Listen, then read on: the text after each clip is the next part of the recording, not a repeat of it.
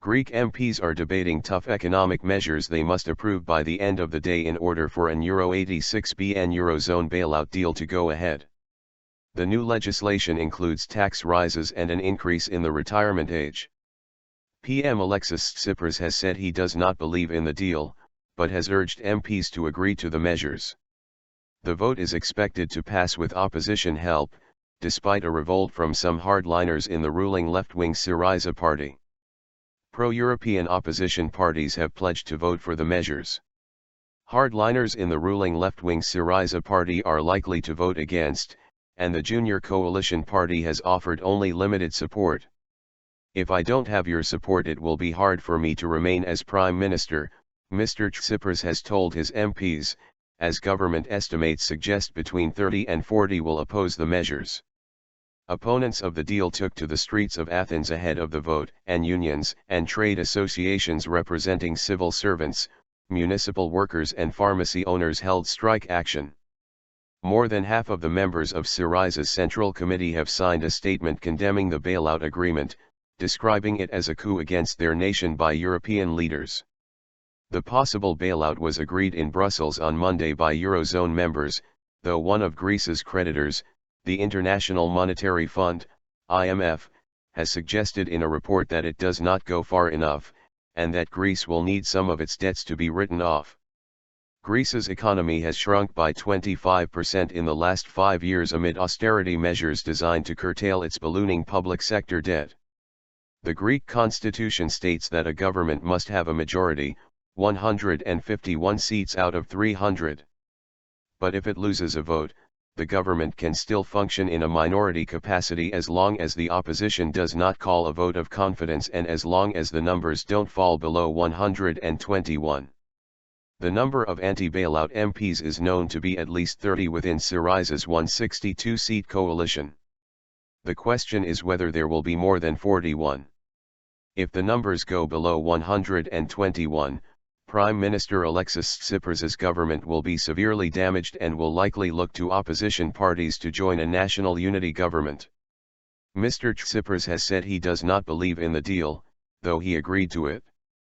In a television address on Tuesday, he called the proposals irrational but said he was willing to implement them to avoid disaster for the country and the collapse of the banks.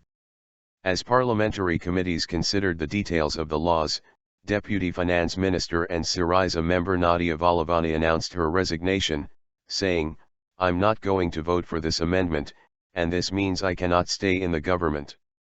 And tempers flared when former Finance Minister Yanis Varoufakis was heckled with shouts of "You got us here" while addressing one committee.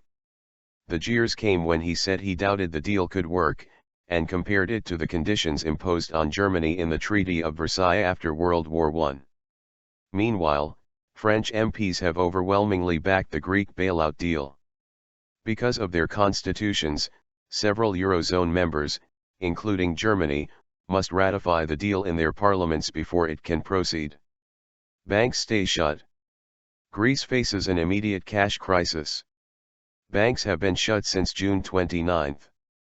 Mr. Tsipras has warned banks are unlikely to reopen until the bailout deal is ratified, and this could take another month.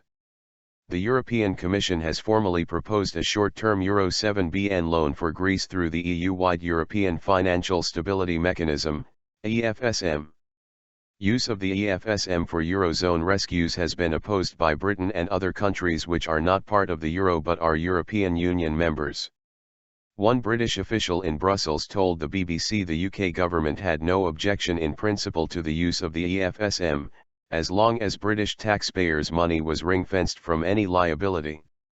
Valdis Dombrovskis, a senior European Commission official, said it was working to protect non-Euro states from any negative financial consequences should the loan not be repaid.